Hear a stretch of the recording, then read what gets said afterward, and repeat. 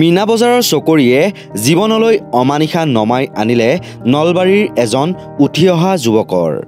নলবাৰীৰ ৰাসৰ ঘূৰণি চকাত উঠি আনন্দ ল'বলৈ গৈ মৃত্যুৰ সৈতে যুঁজ দিব লগা হৈছে পশ্চিম নলবাৰীৰ জাগাৰাৰ এজন উঠি অহা যুৱকে। নলবাৰীৰ ৰাস মহোৎসৱৰ আনন্দ উল্লাসৰ মাজতে যোৱা মঙলবাৰে ঘটিছিল সেই অঘটনটো। ঘটনা সংঘটিত হোৱাৰ পাছত মিনা বজাৰৰ লাইট বন্ধ কৰি গাপ দিয়াৰ চেষ্টা কৰা হৈছিল ঘটনাটোৰ। পশ্চিম নলবাৰীৰ জাগাৰাৰ প্ৰয়াত ৰমেশ ডেকা আৰু শ্ৰী উৰ্মিবালা দেৱীৰ পুত্ৰ উজ্জ্বল ডেকাই বন্ধুবৰ্গৰ সৈতে মঙলবাৰে নিশা গৈছিল নলবাৰীৰ ৰাস মহোৎসৱৰ আনন্দ উপভোগ কৰিবলৈ।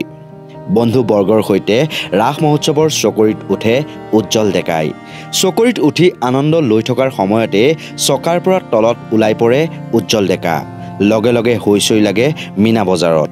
দুৰ্ঘটনাটো সংঘটিত হোৱাৰ লগে লগে লাইট বন্ধ কৰি দি ফটো বা ভিডিঅ' লোৱাত বাধা প্ৰদান কৰাৰ অভিযোগ উত্থাপন হৈছে।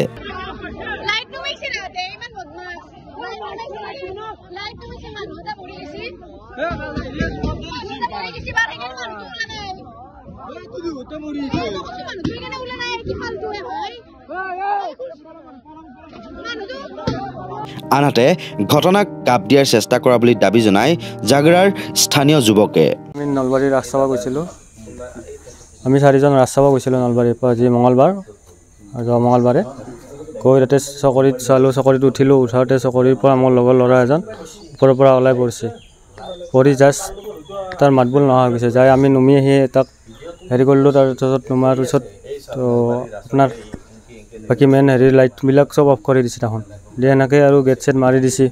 গেট আমাৰ পাব্লিকে খুলি মেলি তাক দাঙি উঠাই আনি মেডিকেল লৈ গ'লোঁ, আমাৰ ঘগ্ৰাপাৰ মেডিকেল। তাৰপৰা ঘগ্ৰাপাৰ মেডিকেলত ৰাতিটো ৰাখিলাক। ৰাতিটো ৰাখি আৰু ৰাতিপুৱা আমি গুৱাহাটী লৈ গ'লোঁ। আঘাত তাৰ বুকৰ একদম কামি হাতটো হেৰি হৈছে, কপালত হৈছে, হাতটো ভাঙিছে। মোটামুটি বেছি জখমেই হৈছে, বহুত হৈছে। অৱশ্যে বৃহস্পতিবাৰে আবেলিহে পোহৰলৈ আহে এই ঘটনাটো।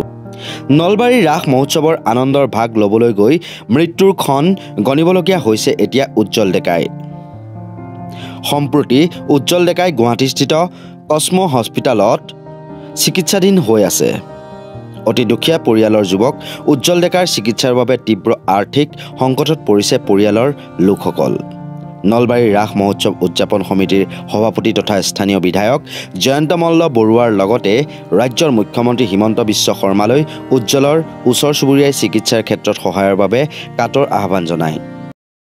তেওঁক তাৰমানে এই লগৰ আৰু হেৰিবিলাকে ঘগ্ৰাপাৰ মেডিকেললৈ নিছিল যদিও তাৰমানে ঘগ্ৰাপাৰ উন্নত চিকিৎসাৰ কাৰণে কস্মো হস্পিটেললৈ তাৰমানে প্ৰেৰণ কৰা হৈছে।